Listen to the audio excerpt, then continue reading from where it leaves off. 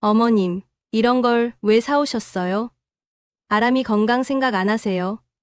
기름진 건 안 된다니까요. 아람이가 좋아할까봐 사온 건데 매일 먹는 것도 아니잖니. 그럼 버릴 수도 없고 제가 먹을게요. 아람이는 이런 거 못 먹게 해야 해요. 어머님, 강아지 밥 좀 적당히 담으시라니까요. 제가 분명 말씀드렸죠? 미안하다. 손이 떨려서 그만. 맨날 실수만 하시면서 미안하다면 다 되는 줄 아세요?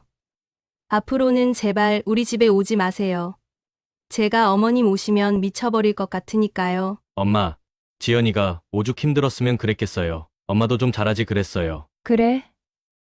내가 그렇게 문제라니. 그럼 이제 너희에게 줄 건 없다. 내가 준 집 증여 취소하고 월세 받겠다. 너희가 날 이렇게 대하니 더 줄 건 없다. 엄마, 그건 아니죠. 왜 이러세요? 민호 씨, 어머님께서 김밥을 싸오셨다던데요. 거기에 쪽지까지 있던데 사실이에요. 뭐라고요? 김밥에 쪽지요? 아들이 늙은 엄마를 무시해서 김밥이라도 싸왔다고 적혀 있더라고요. 회사에서 다들 그 얘기하고 있어요. 어머님, 정말 죄송해요. 제가 너무 큰 잘못을 했어요. 지금 와서 미안하다니 진심인지도 모르겠구나. 내가 당한 수모를 너희가 이해는 할까? 엄마, 저희가 잘못했어요. 다시는 이런 일 없게 할게요. 제발 용서해 주세요. 진심이라면 행동으로 보여줘라. 말만으로는 부족하다. 여러분 안녕하세요. 오늘은 정말 충격적이고도 통쾌한 사연을 준비했습니다. 이름하여 시어머니를 하인처럼 대하던 며느리 그 끝은입니다. 여러분 혹시 이런 상황 들어보셨나요? 평생을 자녀를 위해 희생했는데 돌아오는 건 무관심과 냉대뿐이었다는 이야기요. 오늘 주인공 최영자 할머니도 그런 분입니다. 며느리가 시어머니를 하인 부리듯 대하며 심지어 집에서 쫓아내기까지 했다는데요. 그 뒤 최영자 할머니가 어떻게 통쾌하게 복수를 했는지, 그리고 며느리와 아들은 어떤 최후를 맞았는지 오늘 사연 속에서 다뤄보겠습니다. 과연 용서를 받았을까요? 아니면 관계가 완전히 단절되었을까요? 사연을 듣기 전에 좋아요와 구독은 잊지 않으셨죠? 여러분의 사랑이 제게 정말 큰 힘이 됩니다. 그럼 지금부터 사연을 시작하겠습니다. 안녕하세요. 저는 경기도 외곽에서 작은 김밥집을 운영하며 살아온 최영자입니다. 어쩌면 제 이야기가 여러분에게 익숙하게 들릴 수도 있겠어요. 그렇잖아요?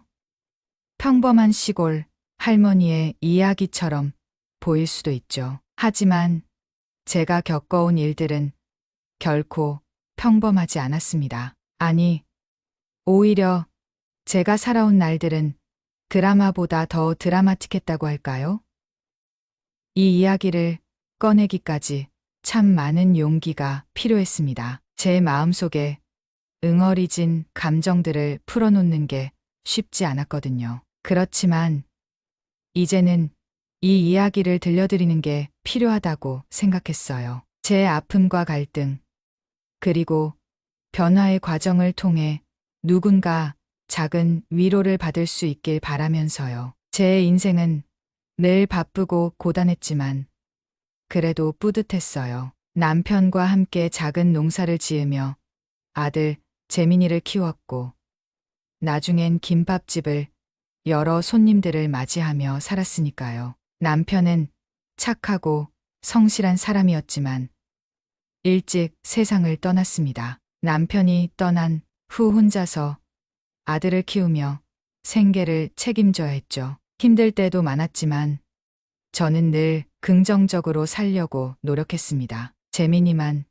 잘 되면 돼. 그렇게 생각하며 아들에게 모든 걸 쏟아부었어요. 아들은 공부도 열심히 하고 좋은 직장에도 들어갔습니다. 저는 그게 참 자랑스러웠습니다. 그런데 재민이가 결혼하면서부터 모든 게 달라지기 시작했어요. 제가 아들 재민이를 위해 노후 자금을 털어 집을 마련해줬는데 며느리 박지연은 그 집을 자신들만의 공간으로 여기며 저를 밀어내기 시작했죠. 그래, 며느리도 적응하려면 시간이 필요하겠지. 그렇게 이해하려고 했어요. 그런데 시간이 지날수록 며느리의 태도는 변하지 않았습니다. 아니, 오히려 더 차가워지고 날카로워졌습니다. 첫 번째로 기억에 남는 사건은 결혼 후 첫 명절 때였습니다. 저는 아들 내외를 집으로 초대하려고 전화를 걸었어요. 재민아, 명절에 몇 시쯤 집에 올 거니? 엄마가 맛있는 거 많이 만들어 놓을게. 그런데 아들의 대답은 차가웠습니다. 엄마, 그냥 저희 집으로 오세요. 집도 가까운데 굳이 왜 오라고 하세요? 그 말을 듣는 순간 심장이 철렁 내려앉는 기분이었어요. 그저 따뜻하게 알겠어요.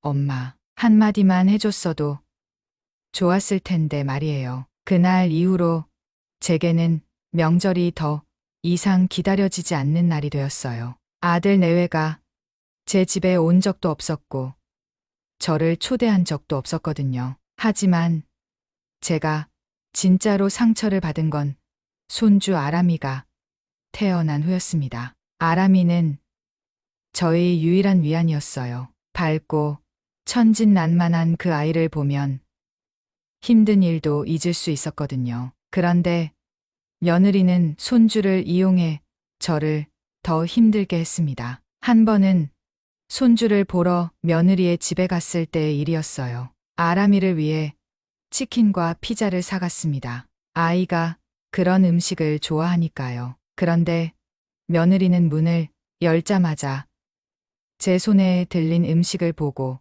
얼굴을 찌푸렸습니다. 어머님, 이런 거 왜 사오셨어요?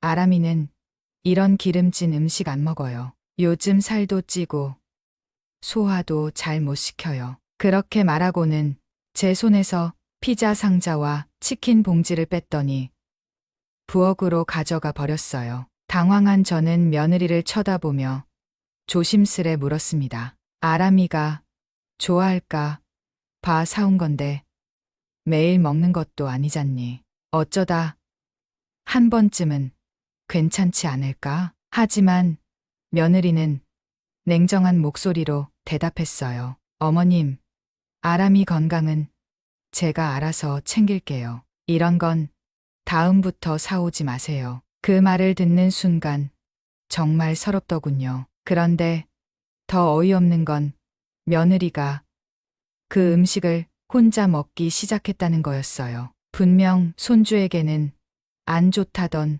음식을 말이에요. 지연아, 아람이한테는 안 좋다더니 너 혼자 먹으면 어쩌자는 거니?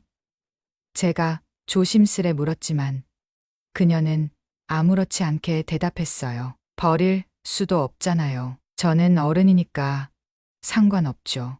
그날의 충격은 쉽게 가라앉지 않았습니다. 하지만 손주를 보기 위해 참아야 했죠. 그런데 며느리의 태도는 갈수록 심해졌습니다. 강아지 사료 사건은 또 다른 치욕이었어요. 며느리가 저에게 강아지 목욕을 시켜달라고 부탁한 뒤 사료를 주라며 그릇을 건넸습니다. 그런데 제가 사료를 조금 많이 담았다는 이유로 그녀는 갑자기 화를 냈어요. 어머님, 왜 이렇게 많이 담으세요? 제가 분명 적당히 담으라고 했잖아요. 이렇게 하나도 제대로 못하시면서 그 순간 손이 떨리며 그릇을 엎질러 버렸어요. 며느리는 그걸 보며 소리를 질렀습니다. 어머님, 지금 일부러 그러신 거예요? 제가 부탁한 게 그렇게 싫어서요? 저는 급히 사과했지만 그녀는 제 말을 듣지도 않고 이렇게 말했어요. 어머님, 이제부터 아예 우리 집에 오시지 마세요. 이런 것도 하나 제대로 못하시면서 왜 오신 거예요?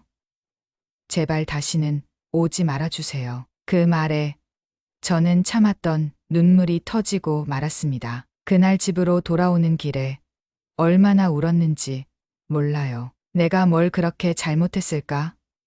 계속 스스로에게 묻고 또 물었지만 답을 찾을 수 없었습니다. 집에 돌아와 아들에게 하소연했지만 아들은 며느리 편만 들었습니다. 엄마, 지연이가 얼마나 힘든지 몰라요? 엄마가 조금만 더 신경 써주셨으면 좋았잖아요. 그 말을 듣고 더는 말할 수가 없었어요. 내 아들도 결국은 며느리 편이구나. 그날 이후로 저는 그들의 집에 가기를 포기했습니다. 하지만 그게 끝이 아니었어요. 제가 노후자금을 털어 마련해준 집에 대해 아들과 며느리가 마치 자신들의 것처럼 행동하며 권리를 주장했을 때 저는 정말 큰 배신감을 느꼈습니다. 결국 저는 결단을 내렸습니다. 변호사를 찾아가 증여 계약을 철회하고 월세를 받기로 했어요. 아들과 며느리에게 통보한 뒤 그들의 태도에 변화가 생기길 바랐지만 처음엔 그 어떤 반응도 없었습니다. 저는 그들을 그대로 둘 수 없었어요. 그래서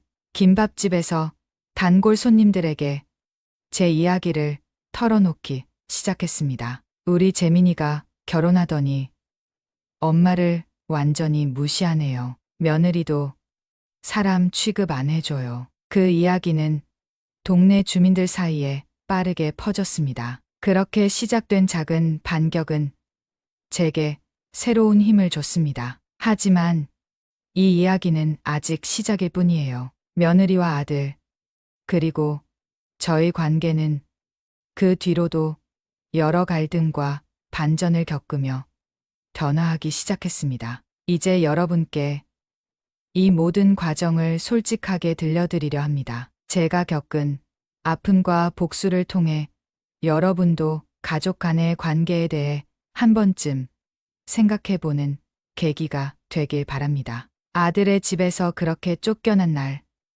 저는 집으로 돌아와 한참을 멍하니 앉아 있었습니다. 며느리의 말 한마디가 머릿속에서 떠나질 않았습니다. 다시는 오지 마세요. 그 한마디가 얼마나 차갑고 날카로웠던지 가슴이 미어지더군요. 손주를 보고 싶었던 제 마음은 아무런 가치도 없는 것처럼 무시당했고 저는 마치 제 자리를 잃은 사람처럼 느껴졌습니다. 그날 밤 저는 아들에게 전화를 걸어 이 일을 털어놓기로 했습니다. 그래도 아들은 제 편을 들어줄 거라는 아주 작은 기대가 있었거든요. 전화를 받은 아들은 처음엔 무심하게 무슨 일이야?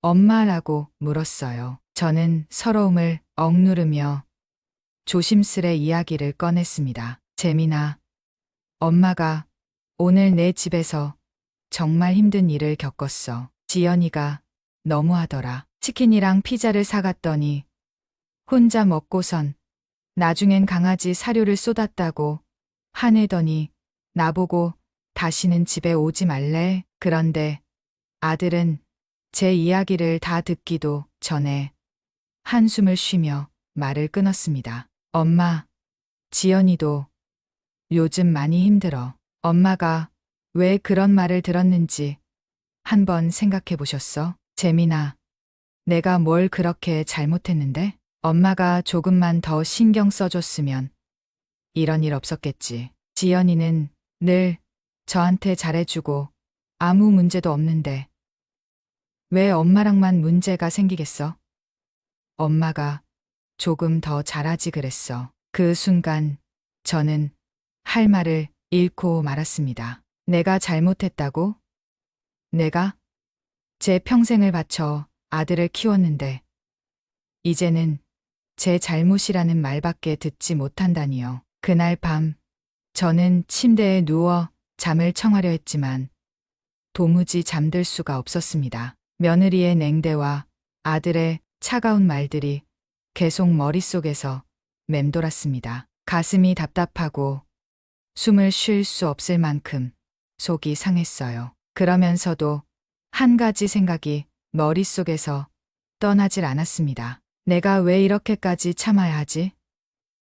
내 집에서 나가라고 할 권리가 없는 사람들이 어떻게 나를 하인처럼 대하지? 그 생각이 들자 그동안 며느리와 아들에게 당했던 일들이 하나하나 떠올랐습니다. 결혼 후 처음 맞는 명절, 손주를 보러 갔던 날의 일들, 그리고 사소한 말다툼 속에서도 저를 무시했던 태도들까지 모두 선명하게 떠오르더군요. 그렇게 몇 날 며칠을 고민한 끝에 저는 변호사를 찾아가기로 결심했습니다. 제 노후 자금을 털어 마련해준 집을 더 이상 그들에게 무상으로 제공할 수 없다고 느꼈거든요. 변호사 사무실에 들어서면서도 손이 떨렸습니다. 내가 정말 이 결정을 내려도 괜찮을까 하는 생각이 스치긴 했지만 더 이상 물러설 곳이 없었어요. 변호사는 제 이야기를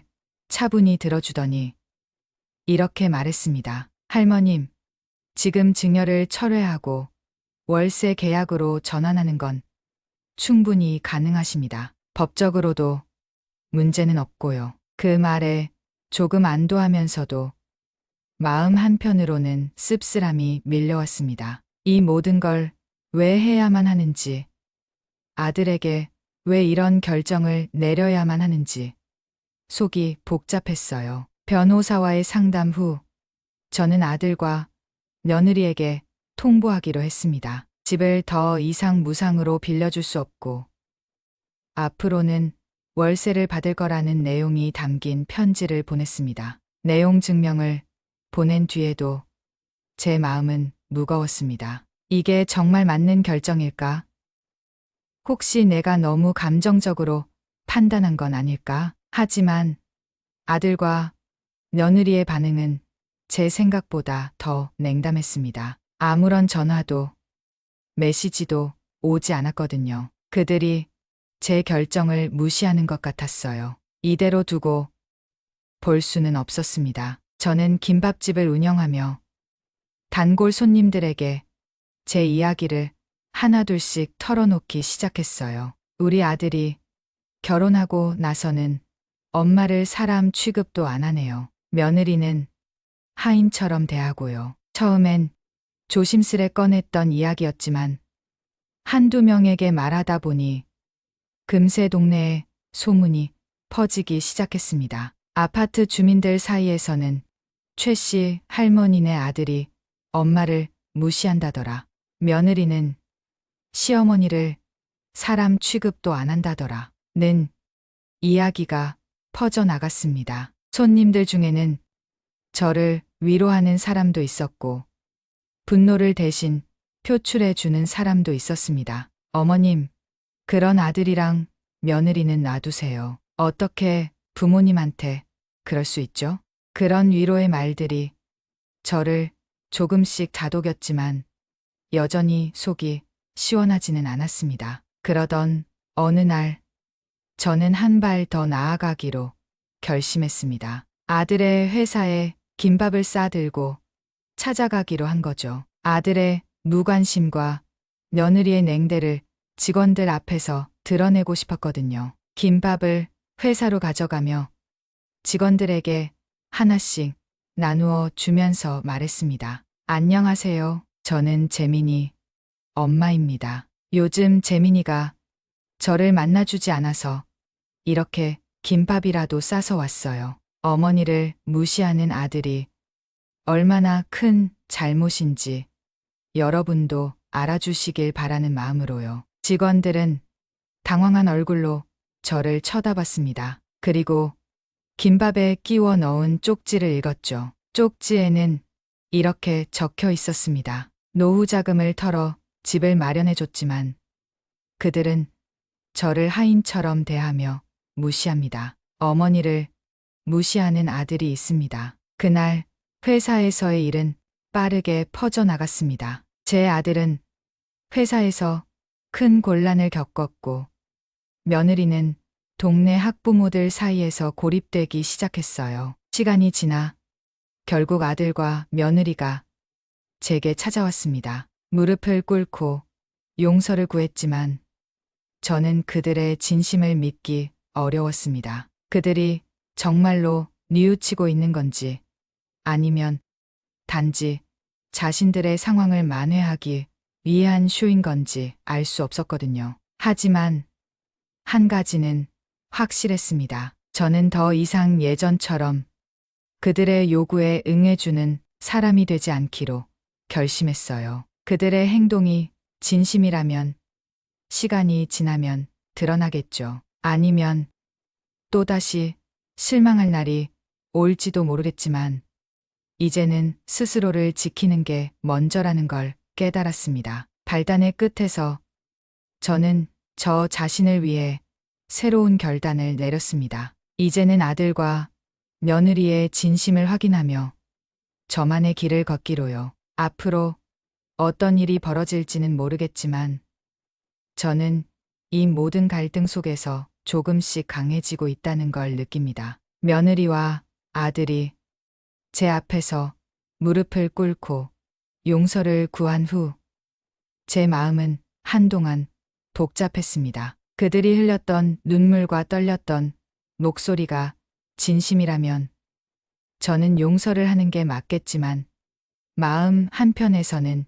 여전히 의심이 가시지 않았습니다. 그들의 사과가 정말로 저를 향한 진심인지 아니면 상황을 모면하기 위한 거짓 연기인지 확신할 수 없었으니까요. 며칠 후 며느리가 김밥집에 불쑥 찾아왔습니다. 얼굴에는 어딘가 어색한 미소가 걸려 있었고 손에는 작은 바구니에 과일을 담아왔더군요. 어머님, 제가 왔어요. 아람이 유치원 보내고 잠깐 시간 나서 들렀어요. 저는 반가운 척하려 했지만 속으로는 복잡한 마음이 들었습니다. 이렇게 갑자기 찾아오는 게 무슨 의도인지 궁금했거든요. 그녀가 바구니를 건네며 말했습니다. 요즘 어머님 많이 힘드실 텐데 이거라도 드시고 힘내세요. 과일 바구니를 받아 들고 며칠 동안 고민했던 그 의심이 다시 고개를 들었습니다. 정말로 진심으로 변하려는 걸까? 아니면 단지 나를 달래기 위해 형식적인 행동을 하고 있는 걸까? 그 순간 며느리가 다시 말을 꺼냈습니다. 그리고 어머님, 저 이제부터 김밥집 좀 도와드릴게요. 월급은 안 받아도 괜찮아요. 제가 어머님께 받은 게 많으니까 조금이라도 갚아야죠. 그 말을 듣는 순간 저는 당황했습니다. 물론 도움이 필요할 때도 있었지만 며느리와 함께 일한다는 게 왠지 모르게 불편하게 느껴졌습니다. 하지만 그럼에도 불구하고 그녀의 태도가 조금 진지해 보였기에 저는 잠시 생각하다가 대답했습니다. 월급은 줄 수 없지만 정말 도와주고 싶다면 한번 해봐. 그날 이후로 며느리는 매일 김밥집에 나와 일을 돕기 시작했습니다. 처음엔 서툴렀어요. 야채를 썰 때마다 모양이 일정치 않았고 김밥 말기도 엉망이었습니다. 한 번은 손님들이 몰려오는 바쁜 점심시간에 며느리가 실수로 김밥 재료를 모두 쏟아버린 적도 있었습니다. 저는 속으로 한숨을 쉬며 말했습니다. 지연아, 그렇게 하면 다칠 수도 있어. 천천히, 조심히 해야지. 며느리는 눈치를 보며 작게 대답했습니다. 죄송해요, 어머님. 제가 빨리 배울게요. 그날 일을 마치고 집에 돌아가며 저는 며느리의 행동을 곰곰이 떠올렸습니다. 비록 서툴렀지만 그녀의 표정에는 어딘가 진심이 묻어나왔습니다. 그녀가 이렇게까지 하려는 이유가 단순히 제 비위를 맞추려는 걸까요? 아니면 정말로 변하고 있는 걸까요? 며느리와 함께 김밥집에서 일하는 날들이 점점 늘어갔습니다. 그녀는 조금씩 나아지고 있었습니다. 김밥을 말 때도 야채를 썰 때도 손이 더 익숙해 보였고 손님들에게 밝게 인사하며 미소를 짓는 모습도 전보다 자연스러워 보였습니다. 하지만 여전히 제 마음 한구석에는 의심이 남아 있었습니다. 그녀의 행동이 진심이라면 왜 이제야 이런 노력을 하는 걸까? 왜 그동안은 그렇게 냉대했으면서 이제 와서 변하려는 걸까? 그런데 한 가지 흥미로운 일이 있었습니다. 김밥집 단골 손님들이 며느리를 보고 긍정적인 반응을 보이기 시작한 겁니다. 한 손님은 이렇게 말했습니다. 사장님, 며느님, 정말 많이 변하셨네요. 요즘 얼굴도 밝아 보이고 어머님이랑 잘 지내는 것 같아 보기 좋아요. 그 말을 들으니 저도 모르게 복잡한 기분이 들었습니다. 단골 손님들 앞에서는 이런 모습을 보이는 그녀가 진짜로 변한 걸까요? 아니면 단지 사람들 눈치를 보고 행동을 바꾼 걸까요? 며느리가 김밥집 일을 돕기 시작한 지 몇 주가 지나고 한 번은 봉사활동에 함께 가겠다고 나섰습니다. 처음엔 거절하려 했지만 그녀의 간곡한 요청에 어쩔 수 없이 허락했습니다. 봉사활동 현장에서 며느리는 어르신들에게 직접 음식을 나눠주고 작은 대화도 나누며 환하게 웃었습니다. 그날 봉사활동을 마치고 돌아오는 길, 저는 며느리에게 물었습니다. 지연아, 너 정말 변하려고 하는 거니? 아니면 단지 상황을 모면하려고 이러는 거니? 그녀는 제 말을 듣고 한참을 고민하다가 대답했습니다. 어머님, 솔직히 말씀드리면 처음엔 그냥 어머님께 잘 보이고 싶어서 시작한 것도 맞아요. 그런데 이렇게 어머님과 시간을 보내다 보니 제가 얼마나 큰 잘못을 했는지, 그리고 어머님이 얼마나 외로우셨는지 알 것 같아요. 제가 정말 잘못했어요. 그 말을 들으니 마음이 약간 흔들렸습니다. 그녀의 말투와 표정에는 진심이 담겨 있는 것 같았으니까요. 하지만 한편으로는 여전히 의심이 들었습니다. 정말로 깨달은 걸까? 아니면 나를 안심시키기 위한 또 다른 말일 뿐일까? 며느리가 변한 것 같으면서도 또 아닐 것 같다는 생각이 반복되던 어느 날 아들이 제게 전화를 걸어왔습니다. 며느리의 행동에 대해 얘기하고 싶다고 했습니다. 엄마, 요즘 지연이가 어때요? 저한테도 많이 미안해 하더라고요. 그래. 나름 열심히 하려고는 하는 것 같아. 엄마, 지연이가 정말로 노력하고 있어요. 제가 옆에서 보니까 알겠더라고요. 조금만 더 기회를 주시면 안 될까요? 아들의 말에 저는 그들의 행동을 조금 더 지켜보자는 마음을 먹었습니다. 그들이 정말로 변했는지 아니면 단순히 상황을 모면하기 위한 행동인지 시간이 지나면 알 수 있을 테니까요. 며느리와 함께한 날들은 제게 또 다른 고민을 안겨줬습니다. 그녀의 태도가 조금씩 달라지고 있다는 건 분명했습니다. 김밥집에서도 봉사활동에서도 그녀는 최선을 다하려고 노력했고 그 모습이 거짓으로 보이지는 않았습니다. 하지만 여전히 제 마음 한구석에는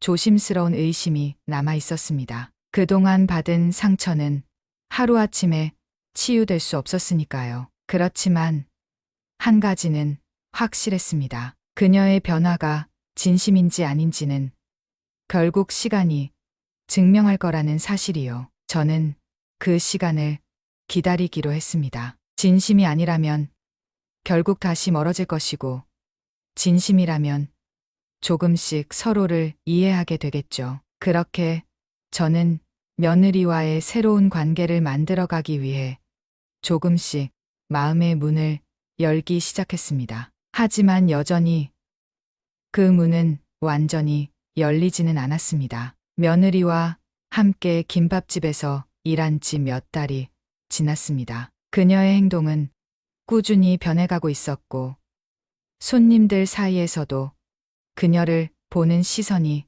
달라지고 있었습니다. 며느리가 김밥집에 들어오기 전까지만 해도 손님들은 제게 사장님 아들, 며느리한테 너무 당하시는 거 아니에요?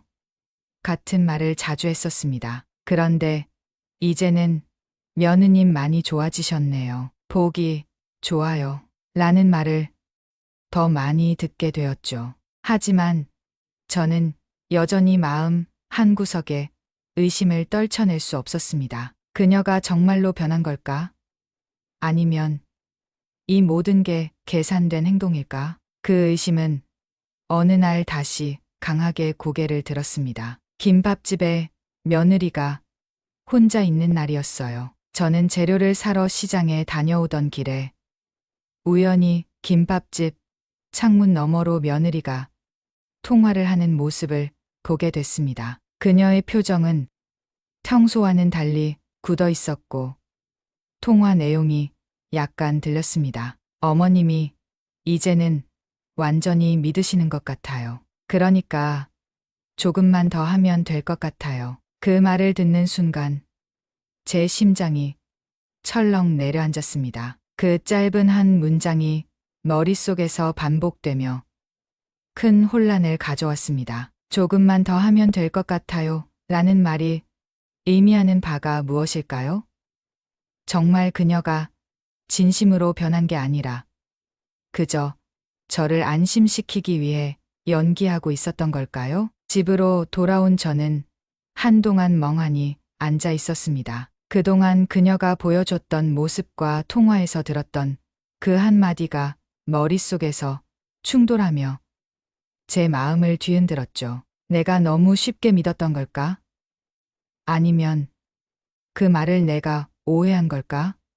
이런 생각들이 꼬리에 꼬리를 물고 이어졌습니다. 그날 밤 저는 잠을 이루지 못했습니다. 며느리가 정말로 변한 것인지 아니면 여전히 그녀의 계산 속에 제가 있는 것인지 확인할 방법이 필요했습니다. 그리고 그 진실을 알아내기 위해 저는 결단을 내리기로 했습니다. 며칠 후 저는 일부러 며느리에게 모진 말을 해보기로 했습니다. 만약 그녀가 진심으로 변하지 않았다면 이 작은 도발에도 본색을 드러낼 것이라고 생각했기 때문입니다. 점심시간이 지나고 가게가 한산해졌을 때 저는 일부러 쌀쌀맞은 목소리로 며느리에게 말했습니다. 지연아, 내가 아무리 노력해도 내가 받은 상처가 쉽게 사라질 것 같진 않다.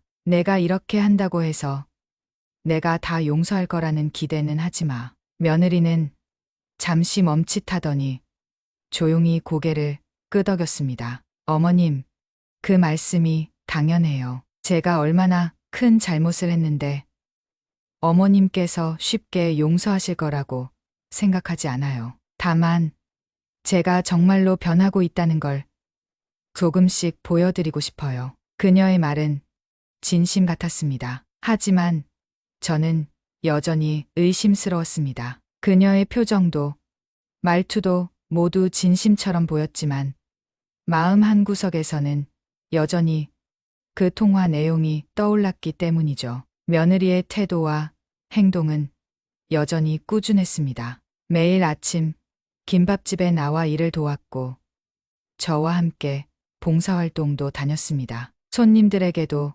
친절하게 대하며 예전에 냉담했던 모습은 찾아볼 수 없었습니다. 그러나 그녀가 정말로 변했는지 확인할 기회는 쉽게 오지 않았습니다. 그런데 예상치 못한 사건이 벌어졌습니다. 어느 날 며느리가 김밥집에서 손님들과 이야기를 나누는 모습을 우연히 듣게 됐습니다. 그녀는 단골 손님들과 웃으며 이렇게 말했습니다. 어머님께서 요즘 저를 많이 도와주세요. 제가 부족한 점이 많아서 혼나기도 하지만 그게 다 저를 위해 그러시는 거니까요. 그 말을 듣고 저는 잠시 멈췄습니다. 그녀의 말에는 거짓이 없었고 오히려 저를 진심으로 존중하고 있다는 느낌이 들었죠. 그 순간 제 마음속에서 그녀를 향한 의심이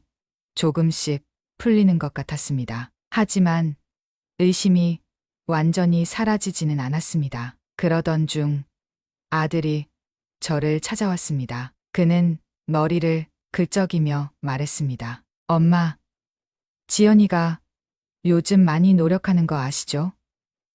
저도 처음엔 믿기 어려웠는데 이제는 진짜 변하려고 하는 것 같아요. 저는 아들의 말을 듣고도 쉽게 믿을 수가 없었습니다. 며느리가 정말로 변한 걸까요?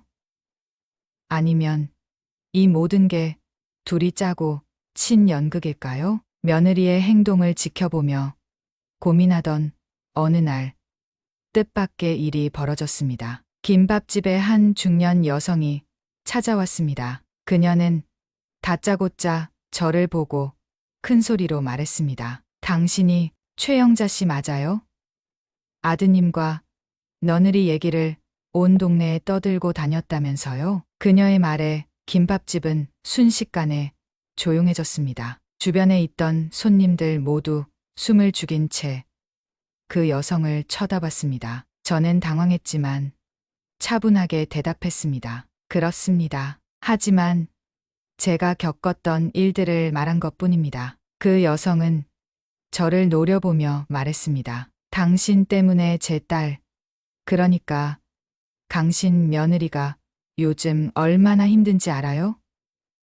강신이 이런 식으로 소문을 퍼뜨려서 우리 애가 동네에서 왕따가 됐다고요. 그녀는 며느리의 친정엄마였습니다. 며느리의 고통에 대해 이야기하며 저를 비난했지만 저는 아무런 동정심도 느껴지지 않았습니다. 왜냐하면 그녀가 며느리의 행동을 옹호하며 오히려 저를 몰아세웠기 때문입니다. 그날 밤 저는 며느리와 진지하게 대화를 나누기로 결심했습니다. 그녀의 진심을 확인할 수 있는 마지막 기회라고 생각했기 때문입니다. 며느리는 제 말을 조용히 듣고 있다가 눈물을 흘리며 말했습니다. 어머님, 정말 죄송해요. 제가 얼마나 어머님께 큰 상처를 드렸는지 잘 알아요. 친정엄마한테는 제가 모든 걸 솔직히 털어놓지 못했어요. 그래서 엄마가 어머님께 그런 말을 한 거예요. 어머님께서 얼마나 힘드셨을지, 제가 얼마나 잘못했는지 요즘 매일매일 깨닫고 있어요. 그녀의 눈물과 말은 진심처럼 느껴졌습니다. 하지만 여전히 제 마음에는 그녀를 완전히 믿을 수 없다는 불안감이 남아 있었습니다. 며칠 후 며느리는 또 다른 변화를 보여줬습니다. 그녀는 직접 손수 만든 김밥과 음식을 싸서 봉사활동에 나섰고 동네 어르신들로부터 칭찬을 받았습니다. 그녀의 태도는 시간이 지날수록 더 진심이 묻어났습니다. 하지만 제 마음속에는 여전히 혼란이 가시지 않았습니다. 그녀가 정말로 변한 것인지 아니면 단지 상황을 모면하려는 계산된 행동일 뿐인지 말이죠. 그 진실은 결국 시간이 지나야 알 수 있을 것입니다. 그녀가 진짜로 변한 걸까? 아니면 이 모든 게 또 다른 거짓일까? 그 고민은 제 머릿속에서 떠나지 않았습니다. 하지만 저는 결심했습니다. 며느리의 행동과 말을 조금 더 지켜보며 그녀의 진심이 어디에 있는지 끝까지 확인하기로 말이죠. 며느리와 함께 김밥집에서 일한 지 몇 달이 지났습니다. 그녀의 행동은 꾸준히 변해가고 있었고 손님들 사이에서도 그녀를 보는 시선이 달라지고 있었습니다. 며느리가 김밥집에 들어오기 전까지만 해도 손님들은 제게 사장님 아들, 며느리한테 너무 당하시는 거 아니에요? 같은 말을 자주 했었습니다. 그런데 이제는 며느님 많이 좋아지셨네요. 보기 좋아요.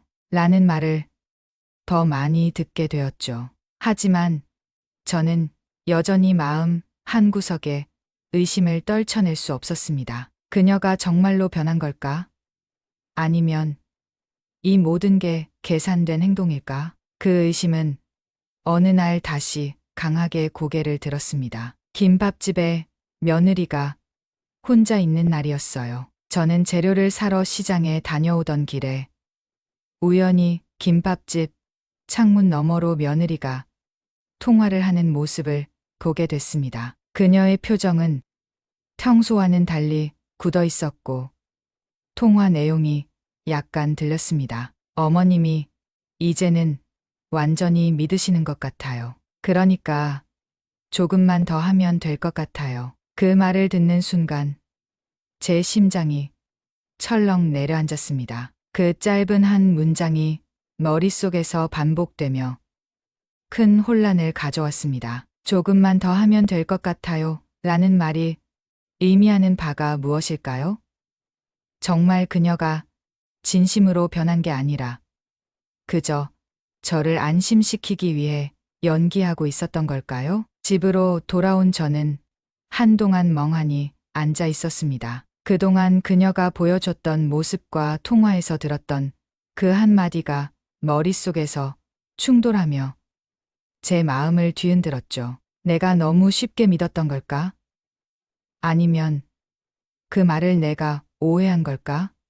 이런 생각들이 꼬리에 꼬리를 물고 이어졌습니다. 그날 밤 저는 잠을 이루지 못했습니다. 며느리가 정말로 변한 것인지 아니면 여전히 그녀의 계산 속에 제가 있는 것인지 확인할 방법이 필요했습니다. 그리고 그 진실을 알아내기 위해 저는 결단을 내리기로 했습니다. 며칠 후 저는 일부러 며느리에게 모진 말을 해보기로 했습니다. 만약 그녀가 진심으로 변하지 않았다면 이 작은 도발에도 본색을 드러낼 것이라고 생각했기 때문입니다. 점심시간이 지나고 가게가 한산해졌을 때 저는 일부러 쌀쌀맞은 목소리로 며느리에게 말했습니다. 지연아, 내가 아무리 노력해도 내가 받은 상처가 쉽게 사라질 것 같진 않다.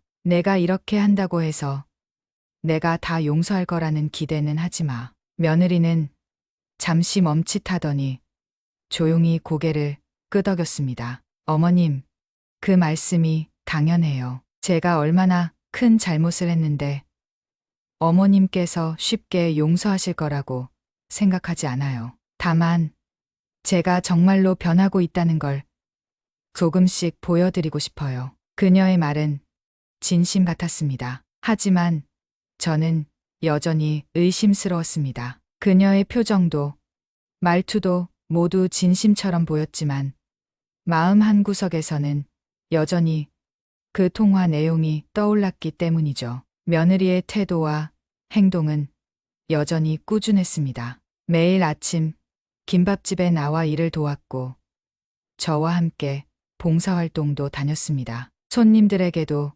친절하게 대하며 예전에 냉담했던 모습은 찾아볼 수 없었습니다. 그러나 그녀가 정말로 변했는지 확인할 기회는 쉽게 오지 않았습니다. 그런데 예상치 못한 사건이 벌어졌습니다. 어느 날 며느리가 김밥집에서 손님들과 이야기를 나누는 모습을 우연히 듣게 됐습니다. 그녀는 단골 손님들과 웃으며 이렇게 말했습니다. 어머님께서 요즘 저를 많이 도와주세요. 제가 부족한 점이 많아서 혼나기도 하지만 그게 다 저를 위해 그러시는 거니까요. 그 말을 듣고 저는 잠시 멈췄습니다. 그녀의 말에는 거짓이 없었고 오히려 저를 진심으로 존중하고 있다는 느낌이 들었죠. 그 순간 제 마음속에서 그녀를 향한 의심이 조금씩 풀리는 것 같았습니다. 하지만 의심이 완전히 사라지지는 않았습니다. 그러던 중 아들이 저를 찾아왔습니다. 그는 머리를 긁적이며 말했습니다. 엄마, 지연이가 요즘 많이 노력하는 거 아시죠? 저도 처음엔 믿기 어려웠는데 이제는 진짜 변하려고 하는 것 같아요. 저는 아들의 말을 듣고도 쉽게 믿을 수가 없었습니다. 며느리가 정말로 변한 걸까요? 아니면 이 모든 게 둘이 짜고 친 연극일까요? 며느리의 행동을 지켜보며 고민하던 어느 날 뜻밖의 일이 벌어졌습니다. 김밥집의 한 중년 여성이 찾아왔습니다. 그녀는 다짜고짜 저를 보고 큰 소리로 말했습니다. 당신이 최영자 씨 맞아요?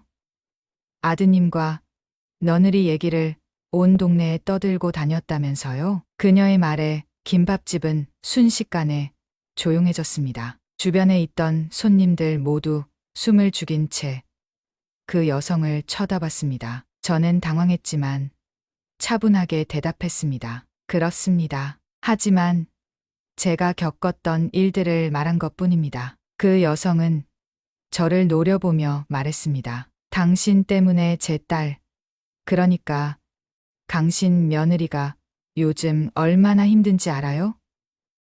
강신이 이런 식으로 소문을 퍼뜨려서 우리 애가 동네에서 왕따가 됐다고요. 그녀는 며느리의 친정엄마였습니다. 며느리의 고통에 대해 이야기하며 저를 비난했지만 저는 아무런 동정심도 느껴지지 않았습니다. 왜냐하면 그녀가 며느리의 행동을 옹호하며 오히려 저를 몰아세웠기 때문입니다. 그날 밤 저는 며느리와 진지하게 대화를 나누기로 결심했습니다. 그녀의 진심을 확인할 수 있는 마지막 기회라고 생각했기 때문입니다. 며느리는 제 말을 조용히 듣고 있다가 눈물을 흘리며 말했습니다. 어머님, 정말 죄송해요. 제가 얼마나 어머님께 큰 상처를 드렸는지 잘 알아요. 친정엄마한테는 제가 모든 걸 솔직히 털어놓지 못했어요. 그래서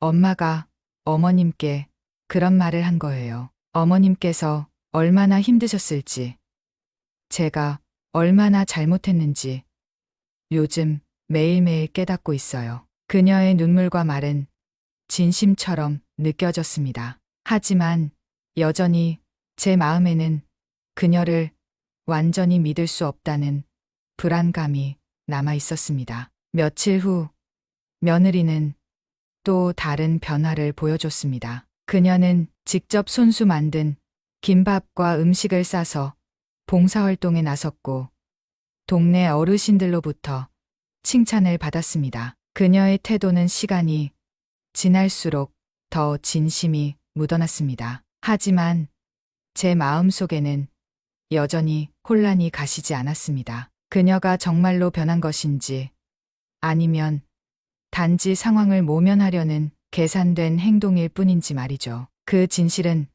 결국 시간이 지나야 알 수 있을 것입니다. 그녀가 진짜로 변한 걸까? 아니면 이 모든 게 또 다른 거짓일까? 그 고민은 제 머릿속에서 떠나지 않았습니다. 하지만 저는 결심했습니다. 며느리의 행동과 말을 조금 더 지켜보며 그녀의 진심이 어디에 있는지 끝까지 확인하기로 말이죠. 며느리와의 관계를 조금 더 지켜보기로 마음먹은 지 몇 주가 흘렀습니다. 그녀는 여전히 꾸준히 김밥집 일을 돕고 있었고 봉사활동에도 열심히 참여했습니다. 손님들과도 잘 지내고 있었죠. 하지만 제 마음속에서 그 모든 행동을 온전히 믿지는 못했습니다. 어느 날 결정적인 사건이 벌어졌습니다. 어머님, 이번에 아람이 유치원에서 발표회가 열려요. 꼭 오셔야 해요. 아람이가 너무 보고 싶어 할 거예요. 며느리가 밝은 표정으로 말했습니다. 그녀가 먼저 저를 초대하는 건 처음이었기에 순간 당황했습니다. 그동안 손주의 행사에서 저는 늘 제외되곤 했기 때문입니다. 과연 이 초대가 진심일까? 아니면 또 다른 속셈이 있는 걸까? 머릿속이 복잡해졌지만 저는 손주의 얼굴이 떠올라 초대를 받아들이기로 했습니다. 발표회 당일 며느리는 아침부터 저를 데리러 왔습니다. 평소와 다르게 차 안에서 저를 배려하는 말투와 행동들이 낯설게 느껴졌습니다. 유치원에 도착했을 때 저는 정말 오랜만에 손주와 함께 시간을 보낼 수 있겠다는 생각에 마음이 설렜습니다. 그런데 유치원에 들어서자마자 마주친 광경은 저를 또다시 혼란스럽게 만들었습니다. 며느리의 친정엄마가 그 자리에 있었던 겁니다. 친정엄마는 저를 보자마자 얼굴을 굳히더니 냉담하게 인사했습니다. 어머님도 오셨네요. 지연이가 어머님까지 부를 줄은 몰랐어요. 그 한마디는 저를 순식간에 얼어붙게 만들었습니다. 분명 며느리가 저를 초대한 자리였는데 왜 이런 말이 나오는 걸까요?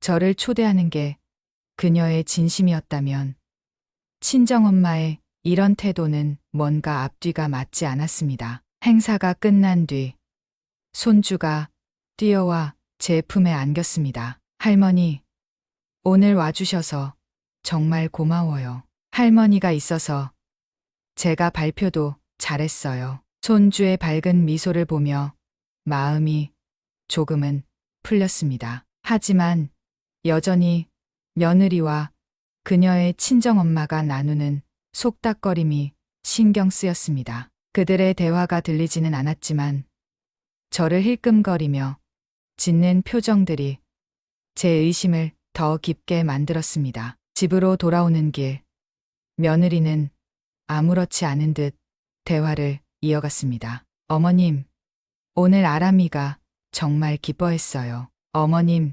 덕분이에요. 하지만 저는 도저히 그 말을 진심으로 받아들일 수 없었습니다. 그래서 차 안에서 며느리에게 조심스럽게 물었습니다. 지연아, 솔직히 말해봐. 오늘 나를 초대한 이유가 뭐니? 왜 갑자기 나를 부르게 된 거야? 며느리는 잠시 놀란 표정을 짓더니 차를 길가에 멈추고 제 얼굴을 마주했습니다. 어머님, 제가 어떤 의도로 어머님을 초대했는지 진심으로 말씀드릴게요. 그녀는 깊게 한숨을 내쉬며 말을 이어갔습니다. 처음에는 아람이를 핑계 삼아 어머님께 잘 보이고 싶었어요. 제가 그동안 너무 큰 잘못을 했으니까 어머님께 조금이라도 좋은 모습 보여드리려고 노력했어요. 그런데 시간이 지나면서 깨달았어요. 제가 어머님께 진심으로 용서를 구하려면 이런 작은 노력들이 아니라 진짜 변해야 한다는 걸요. 그녀의 말은 진심처럼 들렸습니다. 하지만 제 마음속 깊은 곳에서는 여전히 의심이 남아 있었습니다. 그녀의 변화가 정말로 진심에서 비롯된 것인지 아니면 단지 저를 안심시키기 위한 행동인지 확신할 수 없었기 때문입니다. 며느리가 집에 데려다 준 뒤 저는 잠시 생각에 잠겼습니다. 그녀가 보여준 변화와 그동안의 행동들을 떠올리며 과연 그녀를 믿어도 될지 고민했습니다. 그런데 그날 밤 또 하나의 사건이 벌어졌습니다. 며느리의 친정엄마가 전화를 걸어왔습니다. 어머님, 제가 드릴 말씀이 있어서요. 지연이가 요즘 정말 많이 노력하고 있잖아요. 그런데 어머님께서는 그걸 좀 더 좋게 봐주셨으면 해요. 그녀의 목소리에는 약간의 거만함과 비난이 섞여 있었습니다. 사실 지연이가 이렇게 노력하게 된 것도 다 저희가 가르쳐서 그런 거예요. 어머님께서 너무 큰 기대를 하지 않으셨으면 좋겠어요. 그 말을 듣는 순간 다시 화가 치밀어 올랐습니다. 며느리가 정말 변하려고 노력하고 있다면 왜 친정엄마는 이런 태도로 나를 대하는 걸까요? 혹시 며느리와 친정엄마가 여전히 저를 속이고 있는 건 아닐까요? 며칠 뒤 저는 김밥집에 혼자 나가 멍하니 앉아 있었습니다. 머릿속은 혼란스러웠고 며느리를 어떻게 대해야 할지 갈피를 잡을 수 없었습니다. 그러던 중 단골 손님이 조심스럽게 말을 걸어왔습니다. 사장님, 며느님 요즘 많이 좋아지셨죠? 제가 봐도 정말 많이 변한 것 같아요. 그 말을 듣는 순간 제 눈물이 핑 돌았습니다. 그동안의 고민과 갈등이 한꺼번에 떠올랐기 때문입니다. 손님의 말처럼 며느리가 정말 변한 걸까요?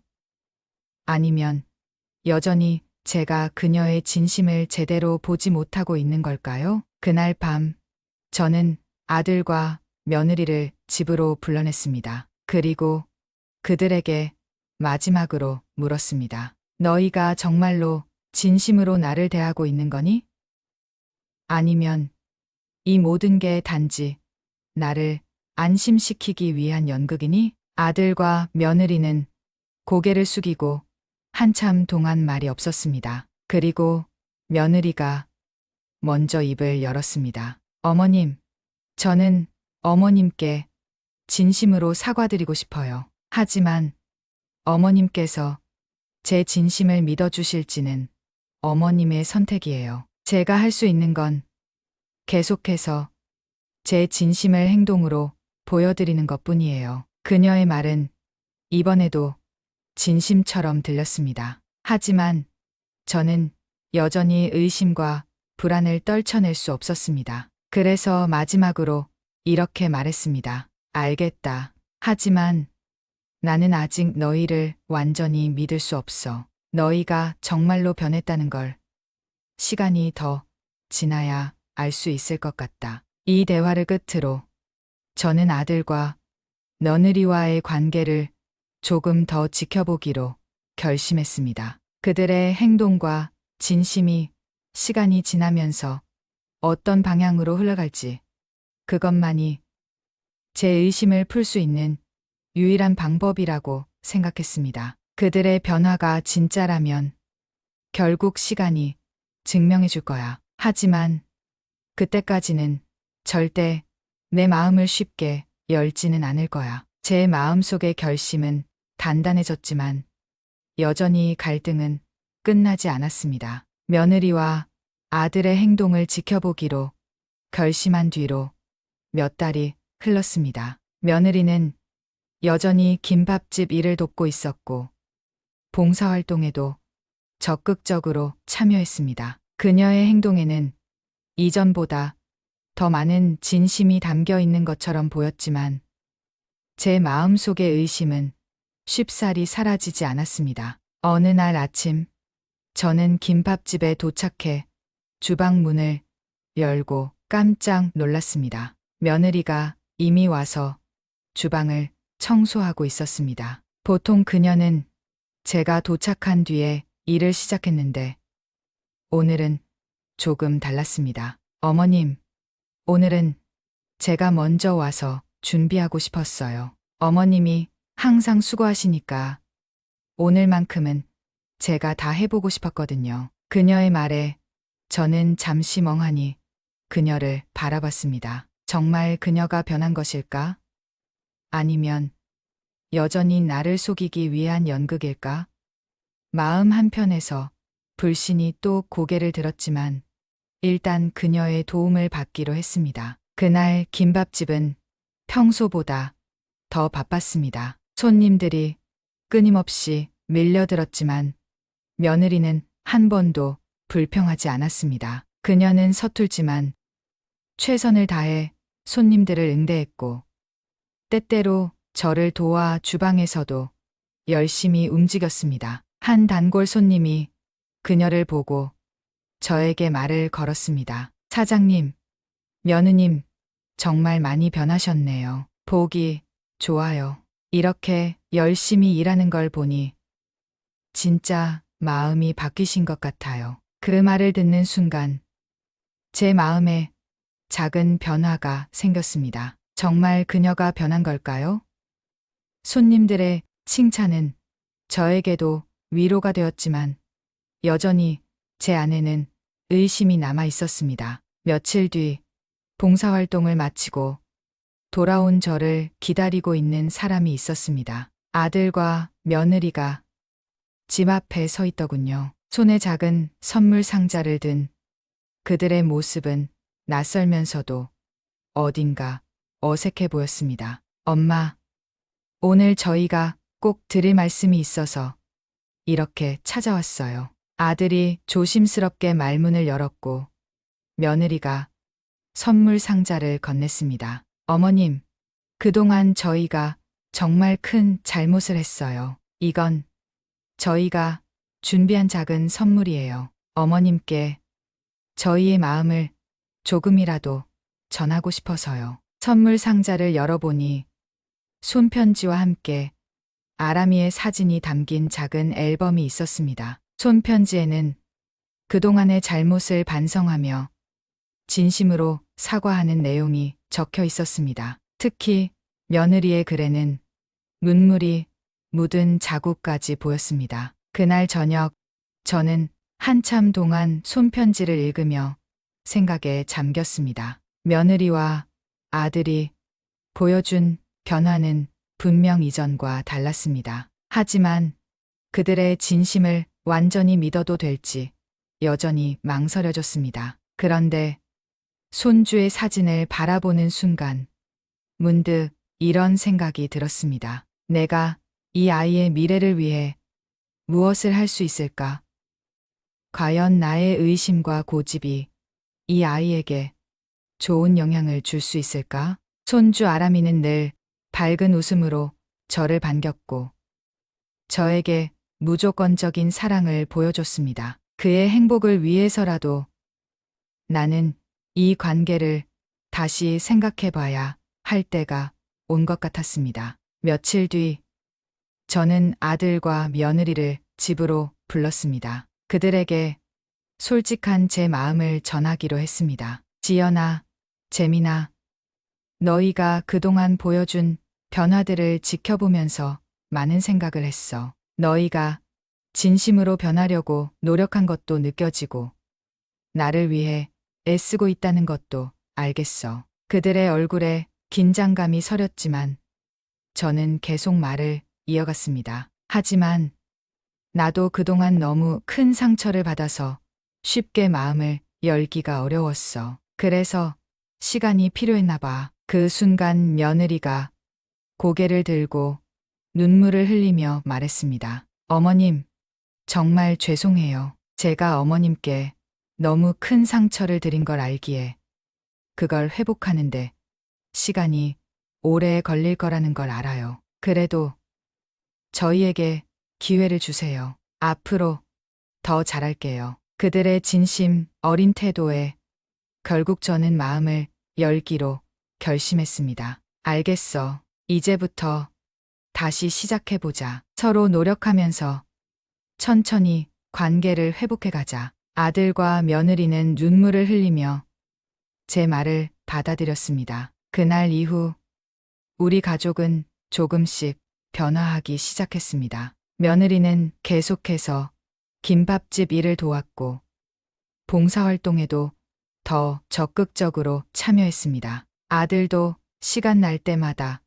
손주와 함께 저를 찾아왔습니다. 몇 달이 더 흐른 뒤 저는 아들과 며느리에게 다시 집 소유권에 대해 이야기를 꺼냈습니다. 내가 너희에게 이 집을 물려주고 싶어. 하지만 이번에는 조건이 있어. 너희가 앞으로 나를 더 이상 홀대하지 않고 손주와 함께 나를 자주 찾아와야 해. 약속할 수 있니? 그들은 고개를 끄덕이며 약속했습니다. 그들의 태도에서 진심이 느껴졌기에 저는 마음속 깊은 응어리를 조금씩 내려놓을 수 있었습니다. 마지막으로 손주의 생일날 우리는 온 가족이 함께 모였습니다. 오랜만에 모두가 모여 웃으며 식사를 나누는 자리에서 저는 진심으로 행복을 느꼈습니다. 가족이란 이런 거구나. 서로 아픔을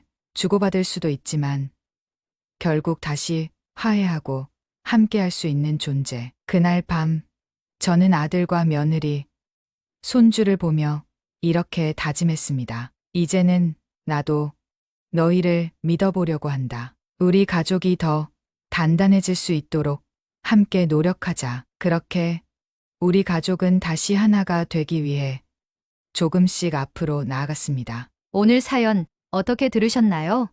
최영자 할머니의 이야기는 정말 많은 걸 생각하게 합니다. 부모, 자식 간의 관계도 결국 서로를 존중하지 않으면 무너질 수 있다는 걸요. 평생 희생했던 부모님의 마음을 외면하고 냉대한다면 그 대가가 얼마나 큰지 오늘 사연이 보여준 것 같아요. 여러분이라면 최영자 할머니처럼 대응하셨을까요?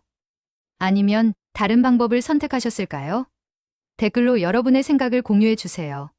그리고 혹시 비슷한 경험이 있으시다면 저희 채널로 사연을 보내주세요. 더 많은 분들이 공감하고 힘을 얻을 수 있도록 여러분의 이야기를 기다립니다. 구독과 좋아요 아시죠? 다음에도 더 재밌고 감동적인 이야기로 찾아뵙겠습니다. 항상 건강하시고 행복하세요. 감사합니다.